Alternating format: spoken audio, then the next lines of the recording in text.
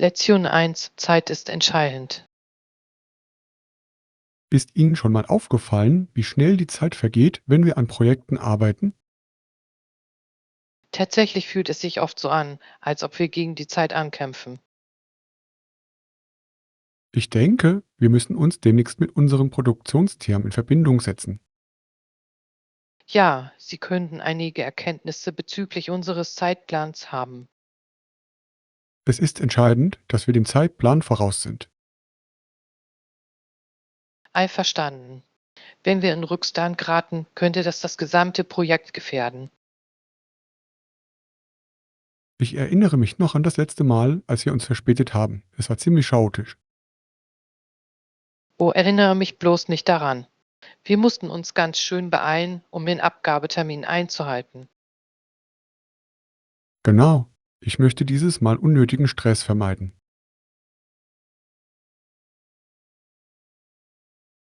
Deshalb sollten wir unsere Aufgaben effektiv priorisieren. Vielleicht sollten wir gemeinsam einen detaillierten Zeitplan erstellen. Das klingt nach einer fantastischen Idee. Klarheit ist unerlässlich. Ich werde einen vorläufigen Zeitplan zur Überprüfung entwerfen. Großartig. Dann können wir es basierend auf dem Feedback unseres Produktionsteams anpassen.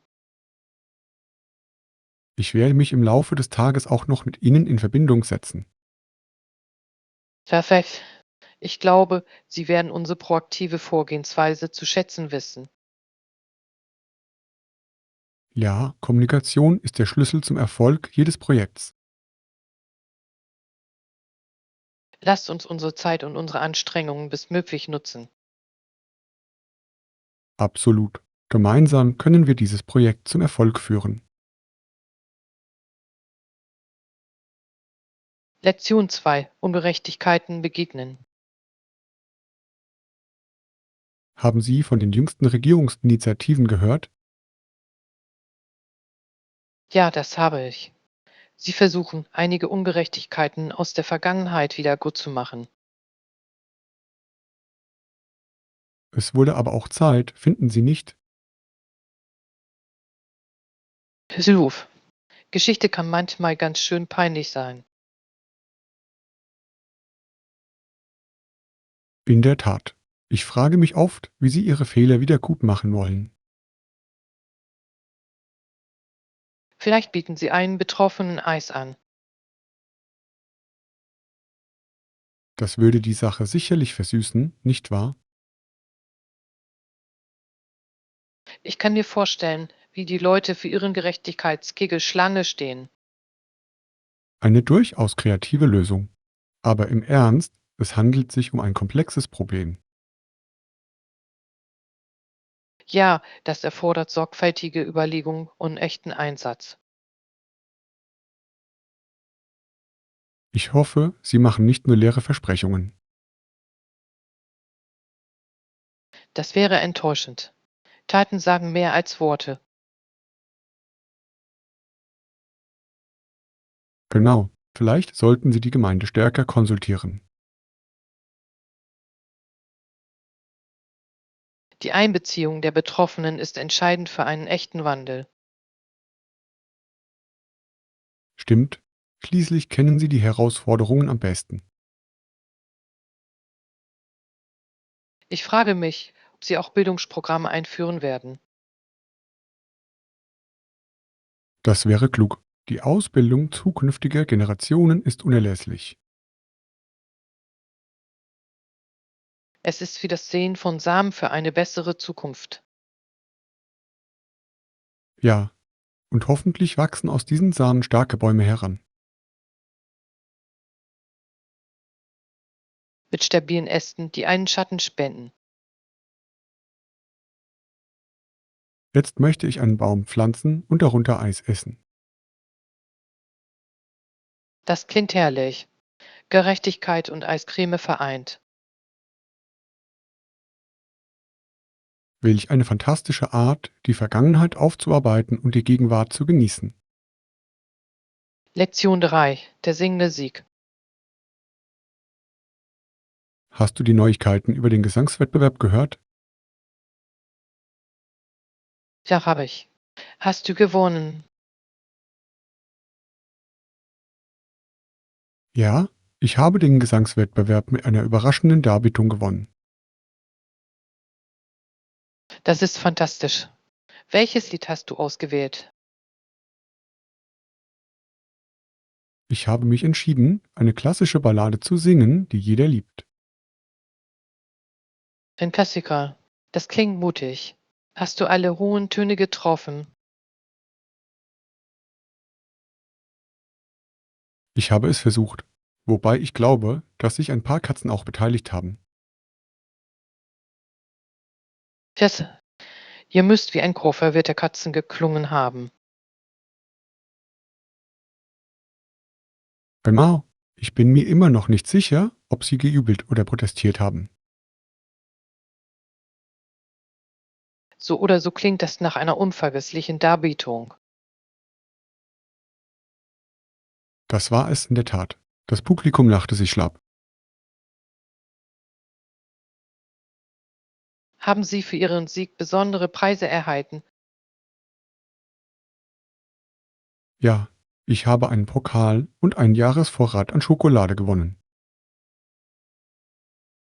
Ein Pokal und Schokolade. Das ist ja ein süßes Angebot.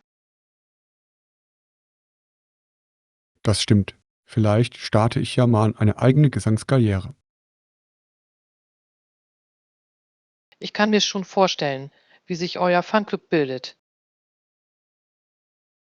Sie würden natürlich alle Katzenmasken tragen. Ein einzigartiges Thema. Man könnte es der Katzenchor nennen. Das gefällt mir. Vielleicht sollte ich ein Album veröffentlichen. Ein Album mit dem Titel Katzen und Klassiker. Ganz genau. Ich kann die Kritiker schon toben hören. Und die Katzen wären deine größten Fans. Ich wäre die erste Künstlerin, die sowohl für Menschen als auch für Katzen auftritt.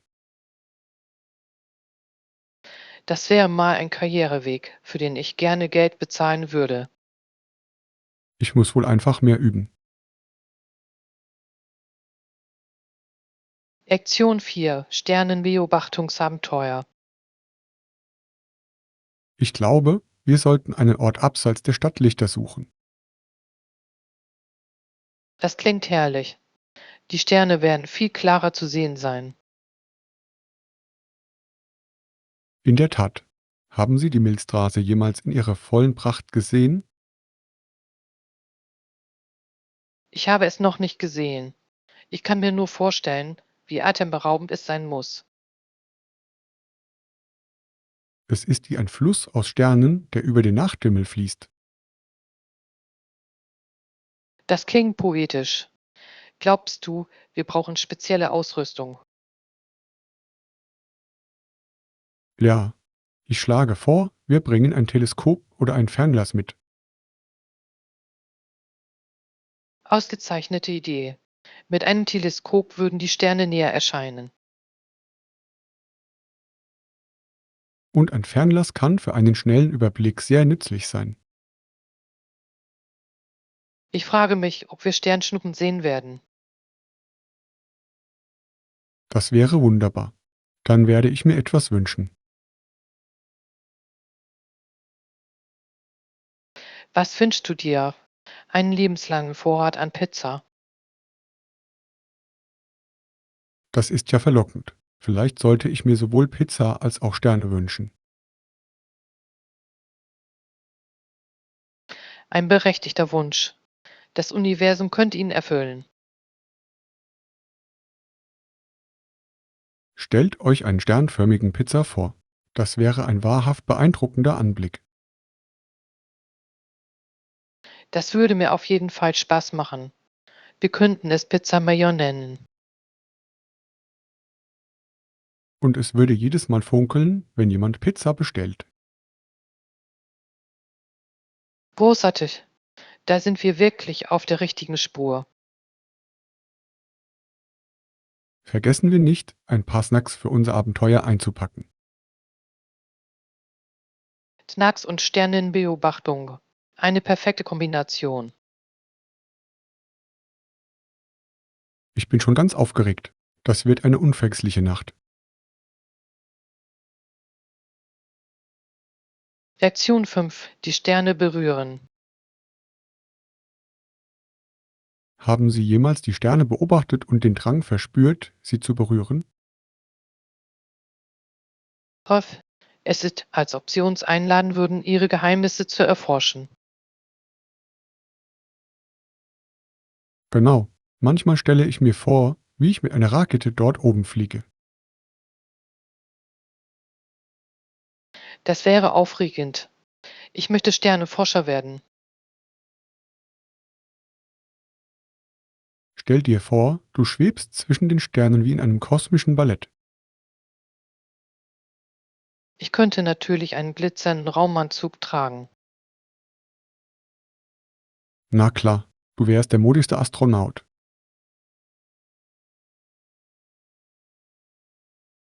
Und du wärst mein treuer Co-Pilot. Richtig. Absolut. Ich werde Snacks für unsere Reise mitnehmen. Sag's im Weltraum. Hoffentlich sind es mehr als nur gefriergetrocknete Früchte. Ich könnte Schokoriegel einpacken, nur für alle Fälle. Das ist ja eine geniale Idee. Schokolade macht alles besser. Es könnte sogar die Aufmerksamkeit einiger freundlicher Außerirdischer erregen. Glaubst du, sie würden Schokolade genauso gerne mögen wie wir? Hoffentlich. Stell dir vor, du teilst einen Schokoriegel mit einem Alien. Das wäre eine unglaubliche Geschichte. Ich habe einmal mit einem Marsianer ein Picknick auf dem Mars gemacht.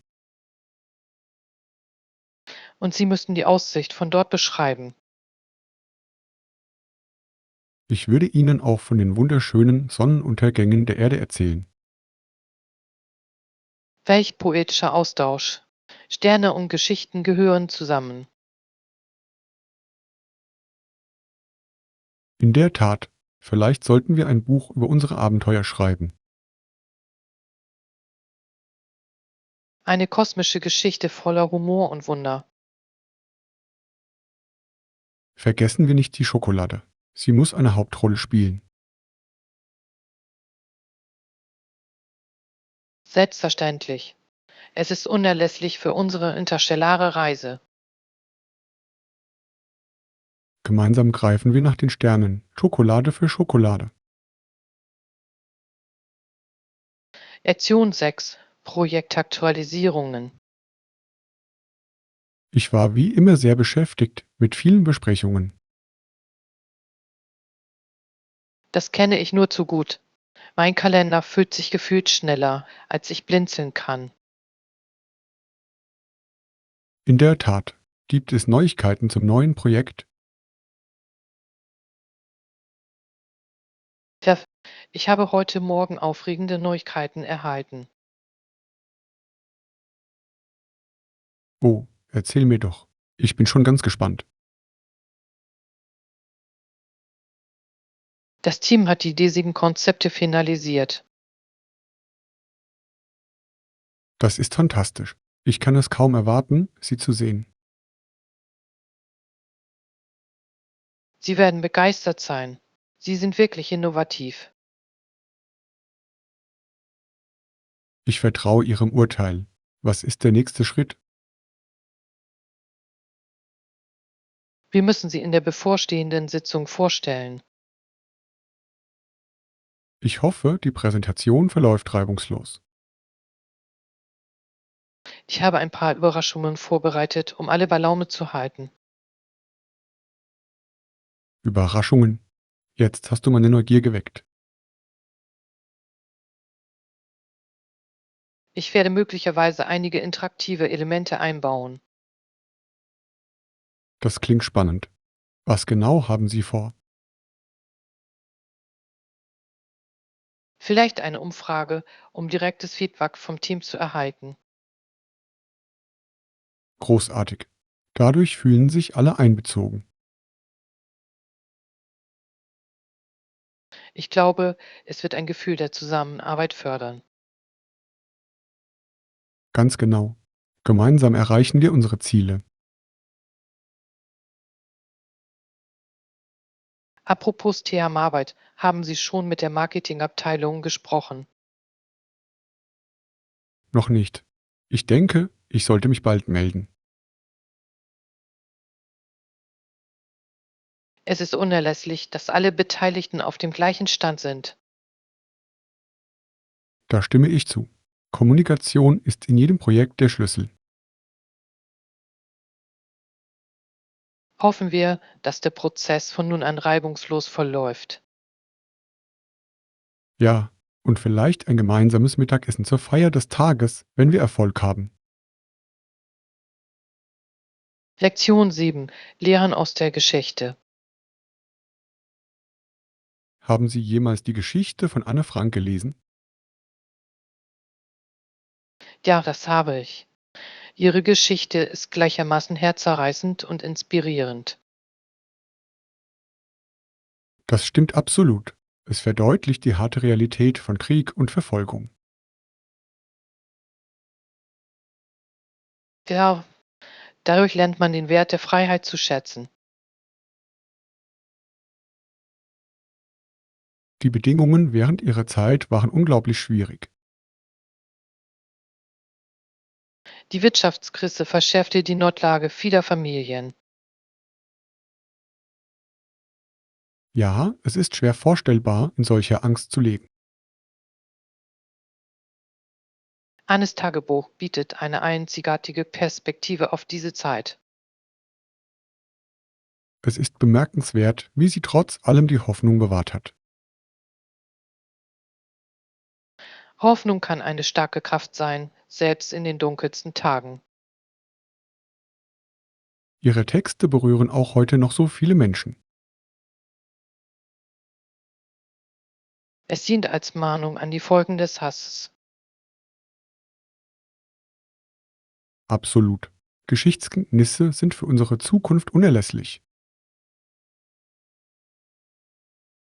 Wir müssen aus der Vergangenheit lernen, um sie nicht zu wiederholen. Annes Geschichte regt zur Empathie und Verständnis an. Pfeff, es erinnert uns daran, gegen Ungerechtigkeit aufzustehen. Ich glaube, ihr Vermächtnis inspiriert auch weiterhin neue Generationen. Es ist unerlässlich, ihre Geschichte durch Bildung am Leben zu erhalten. Einverstanden. Es ist ein wirkungsvolles Instrument für Veränderungen. Ich frage mich oft, wie anders die Welt heute aussehen würde. Wenn doch nur mehr Menschen die Bedeutung von Toleranz verstehen würden. Vielleicht können wir ihre Geschichte mit anderen teilen, um zu Veränderungen anzuregen. Das wäre eine wunderbare Idee. Lasst uns gemeinsam darauf aufmerksam machen. Lektion 8: Geschichte feiern.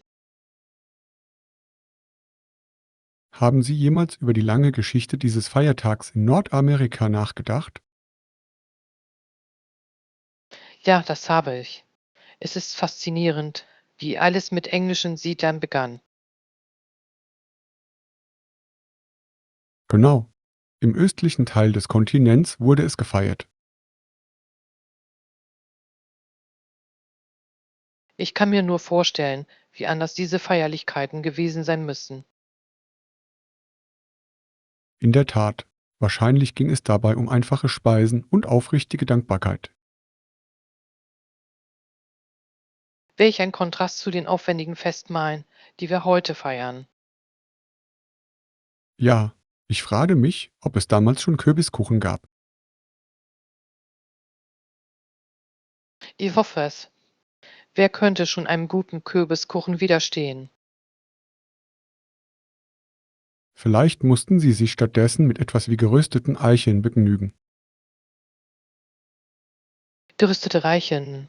Das klingt nicht so appetitlich. Nein, das stimmt nicht. Ich würde jederzeit Kuchen vorziehen. Es ist bemerkenswert, wie sich Traditionen im Laufe der Zeit verändern. Ja, jede Generation verleiht den Feierlichkeiten ihre eigene Note. Ich genieße es, die unterschiedlichen Bräuche in den verschiedenen Regionen kennenzulernen. Ich auch. Manche Familien haben sogar ganz eigene Rezepte. Wie die berühmte geheime Familienfüllung. Ja, es ist immer ein Rätsel, was in dieser Füllung enthalten ist. Vielleicht sollten wir unsere eigene Familientradition begründen. Das klingt toll. Was sollten wir einbeziehen? Wie wäre es mit einem Wettbewerb um den besten Kürbiskuchen? Ein Kuchenwettbewerb? Das ist ja eine köstliche Idee. Und wir können Freunde als Juroren einladen. Perfekt. Jeder liebt kostenloses Essen und ein bisschen Wettbewerb. In der Tat. Ich glaube, wir könnten genau hier eine neue Tradition begründen. Lasst uns daraus jedes Jahr ein unvergessliches Fest machen. Lektion 9. Wohlgefunde. Ich liebe dieses Oberteil. Es ist stylisch und bezahlbar. Was meinst du?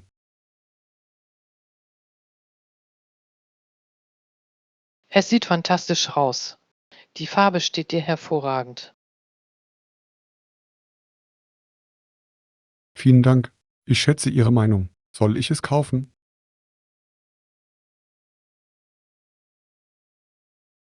Hilf. Man kann nie genug stylische Oberteile haben. Das stimmt.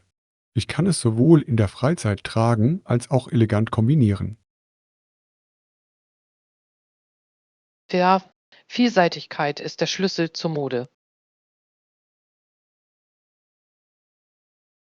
Außerdem ist es bequem. Ich kann mich darin frei bewegen. Komfort ist unerlässlich. Man muss dafür nicht auf Stil verzichten. Da stimme ich zu. Hast du etwas entdeckt, das dir ins Auge fällt? Ja, ich habe dort drüben ein wunderschönes Kleid entdeckt. Oh, mal sehen. Welcher Stil ist das? Es ist ein wunderschöner Blumendruck, perfekt für den Frühling. Das klingt herrlich. Du solltest es unbedingt anprobieren. Ich glaube schon. Blumen peppen jedes Outfit auf. Sie hellen außerdem jede Stimmung auf. Das stimmt. Mode kann sehr erhebend sein. Wenn es doch nur einen persönlichen Stylisten gäbe. Das wäre ja ein Traum. Stellen Sie sich die Möglichkeiten vor. Ich würde mich sehr freuen, wenn mir jemand bei der Auswahl meiner Outfits helfen könnte. Und Sie könnten auch all diese Einkaufstüten tragen. Ja, das wäre ein Bonus. Vielleicht sollten wir gemeinsam einen Modeblog starten. Das klingt nach Spaß. Wir könnten unsere Shopping-Erlebnisse teilen. Und unsere Modetipps. Wir könnten sie stilvolle Entdeckungen nennen. Ich liebe diesen Namen. Lasst es uns umsetzen.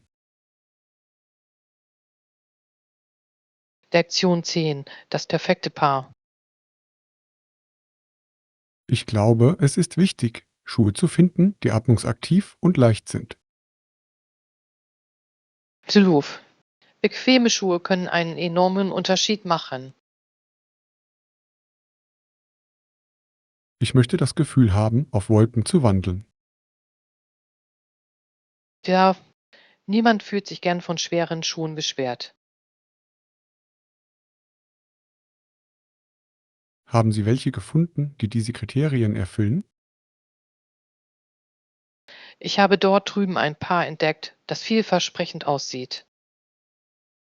Lasst sie uns mal ansehen. Wie sehen sie aus? Es handelt sich um Mesh-Sneaker mit einem stylischen Design. Netzgewebe? Das klingt perfekt für die Belüftung. Tja, ihre Füße bleiben auch an warmen Tagen kühl.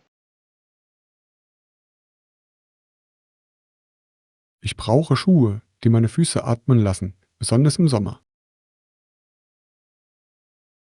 Und leichte Schuhe können das Gehen mühelos erscheinen lassen. Genau. Ich möchte nicht das Gefühl haben, schwere Lasten mit mir herumzuschleppen. Hattest du jemals ein Paar Schuhe, die einfach zu schwer waren? Oh ja. Es war, als würde ich einen Marathon mit Ziegelsteinen an den Füßen laufen. Das klingt ja furchtbar. Komfort sollte immer an erster Stelle stehen. Da stimme ich zu. Außerdem können stylische Schuhe jedes Outfit aufwerten. Seth, es geht darum, die richtige Balance zu finden. Ich frage mich, ob es diese Schuhe auch in anderen Farben gibt. Lass uns einen Verkäufer fragen. Vielfalt ist immer ein Pluspunkt. Ja, stell dir vor, du hättest für jedes Outfit ein passendes Paar. Das wäre herrlich. Da könnte ich bei meinem Aussehen kreativ werden. Und sie müsst nie zweimal hintereinander dasselbe Paar tragen. Lektion 11. In Drucksituationen ruhig bleiben.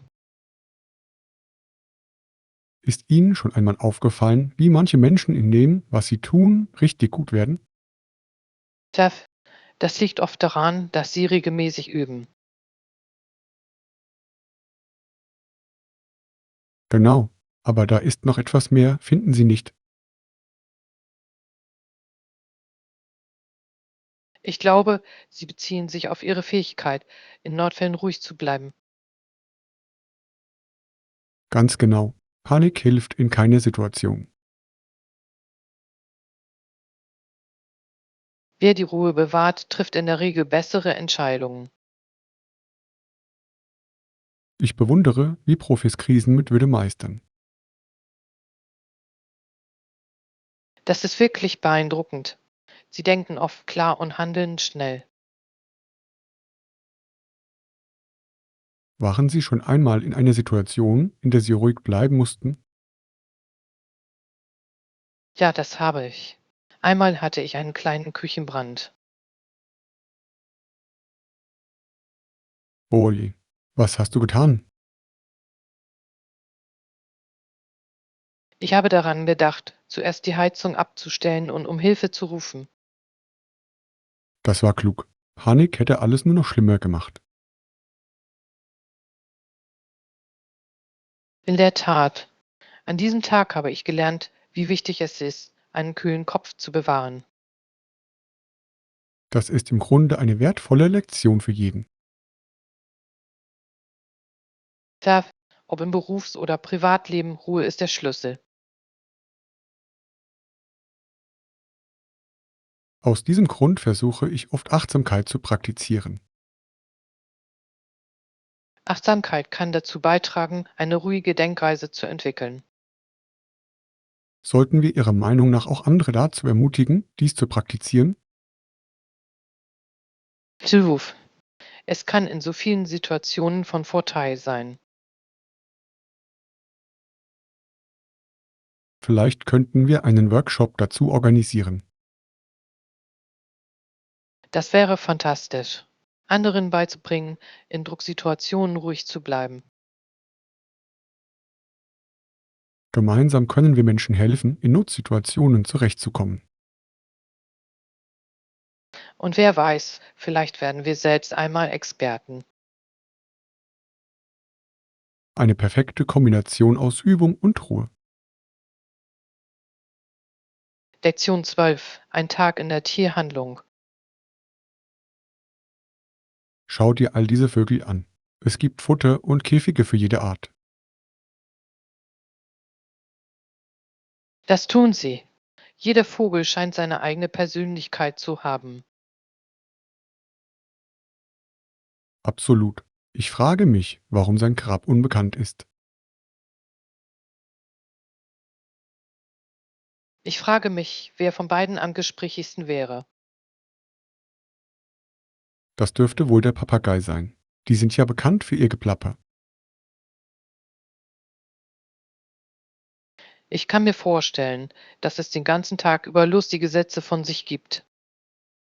Ja, das wäre, als hätte man einen Komiker zu Hause. Haben Sie schon einmal darüber nachgedacht, sich einen Vogel als Haustier anzuschaffen? Ja, habe ich. Aber ich bin besorgt über das Chaos, das sie anrichten können. Seth, Vogelkäfige zu reinigen kann eine ziemliche Aufgabe sein. Sie sind jedoch so entzückende Begleiter. Da wirklich. Schau dir mal die Fischabteilung an. Die haben ja eine riesige Auswahl. Ja, die Aquarien sind so farbenfroh und beruhigend. Ich finde es sehr entspannend, Fischen beim Schwimmen zuzusehen. Ich auch. Ich könnte stundenlang hier sitzen und sie bewundern. Wenn ich Fische hätte, würde ich sie alle nach berühmten Entdeckern benennen. Das ist eine kreative Idee. Stellt euch einen Fisch namens Kapitän Cook vor. Oder vielleicht eines, das nach Amelia Earhart benannt ist. Ich liebe es. Jeder Fisch könnte seine eigene abenteuerliche Vorgeschichte haben. Jetzt möchte ich eine ganze Reihe von Fischbiografien erstellen. Das klingt nach einem tollen Projekt. Du könntest sie sogar illustrieren. Wie könnte? Jeder Fisch könnte sein eigenes Abenteuer erleben.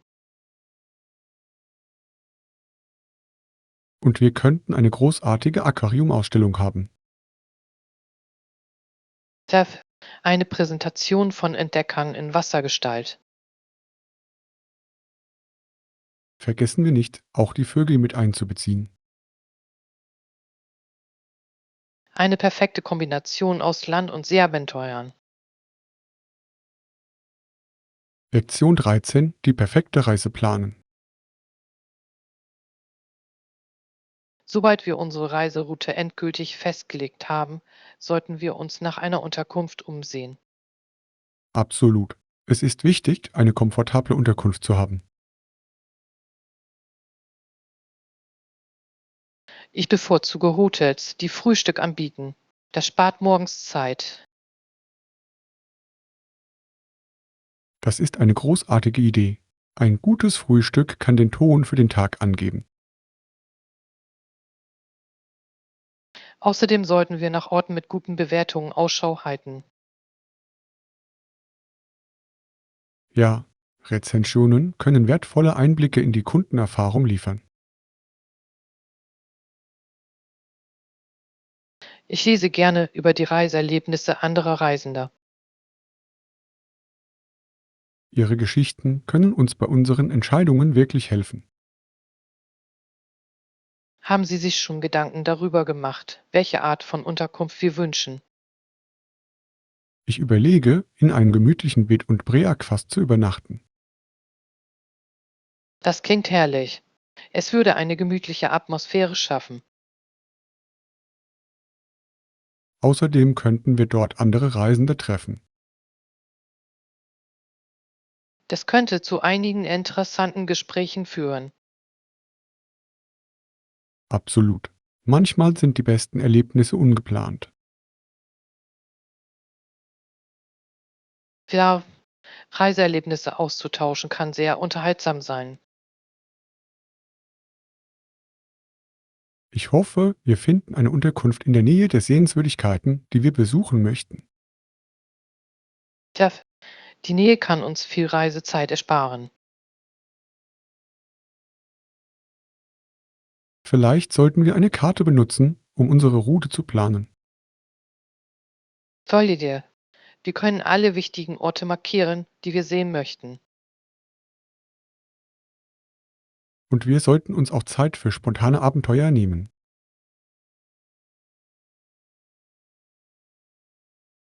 Ich freue mich darauf, neue Orte zu erkunden und zu entdecken. Ich auch. Das wird ein unvergessliches Abenteuer. Nun lasst uns die perfekte Unterkunft finden, um unsere Reise zu beginnen. Lektion 14: Das Geheimnis des Unbekannten. Haben Sie diese Ausstellung über den Mann gesehen, der 1845 in Indiana starb? Ja, das habe ich. Es ist faszinierend, dass niemand genau weiß, wo er begraben ist. Das verleiht der ganzen Geschichte einen Hauch von Geheimnis, nicht wahr? Vielleicht wurden damals keine ordentlichen Aufzeichnungen geführt. Das könnte stimmen. Historische Aufzeichnungen waren im 19. Jahrhundert nicht so akribisch. Ich finde es faszinierend, wie solche Geheimnisse über die Zeit hinweg bestehen bleiben können. Das regt zum Nachdenken über all die unerzählten Geschichten aus der Vergangenheit an. Genau. Ich frage mich, was für ein Leben er geführt hat. Vielleicht war er eine bedeutende Persönlichkeit in seiner Gemeinde. Oder vielleicht war er ein ganz normaler Mann mit außergewöhnlichen Geschichten. So oder so verdient seine Geschichte es, in Erinnerung zu bleiben. Da stimme ich zu. Es erinnert uns daran, wie schwer fassbar Geschichte sein kann. Und wie wichtig es ist, historische Stätten zu erhalten. Ja, jeder Ort birgt eine Geschichte, die darauf wartet, entdeckt zu werden. Ich würde gerne mehr über sein Leben erfahren. Vielleicht könnten wir dieses Rätsel weiter erforschen. Das klingt nach einem tollen Projekt. Wir könnten zu modernen Detektiven werden. Genau. Historische Rätsel zu lösen, könnte unser neues Hobby werden. Ich sehe uns schon mit Lupen und Notizbüchern vor mir. Und vielleicht noch ein Zylinder für den dramatischen Effekt. Natürlich. Jeder Detektiv braucht einen unverwechselbaren Look. Lasst uns einen gemütlichen Platz finden, um unser Forschungsabenteuer zu planen. Lektion 15. Sommerjobs und neue Freunde. Hattest du schon mal einen Sommerjob? Ja, habe ich. Es war eine tolle Möglichkeit, neue Freunde kennenzulernen. Da stimme ich zu. Die meisten Studenten empfinden Sommerjobs als sehr gesellig. Ja, es ist wie eine kleine Gemeinschaft am Arbeitsplatz. Was war ihr Beruf? Ich habe in einer örtlichen Eisdiele gearbeitet. Das klingt herrlich. Ich kann mir gut vorstellen, wie viel Spaß ihr dabei hattet. Es war fantastisch. Wir haben nach Ladenschluss Eiscreme mit Partüs gefeiert. Eiscremepartüs. Das ist doch mal ein Luxus. Ja, wir haben auch gelernt, gemeinsam einzigartige Geschmacksrichtungen zu kreieren. Ich würde sehr gerne eine in Zusammenarbeit entstandene Geschmacksrichtung probieren. Wir könnten ein Schokoladenchip-Abenteuer erschaffen. Oder Überraschung mit geheimnisvollen Beehren. Das klingt verlockend. Dillo, was war dein Sommerjob?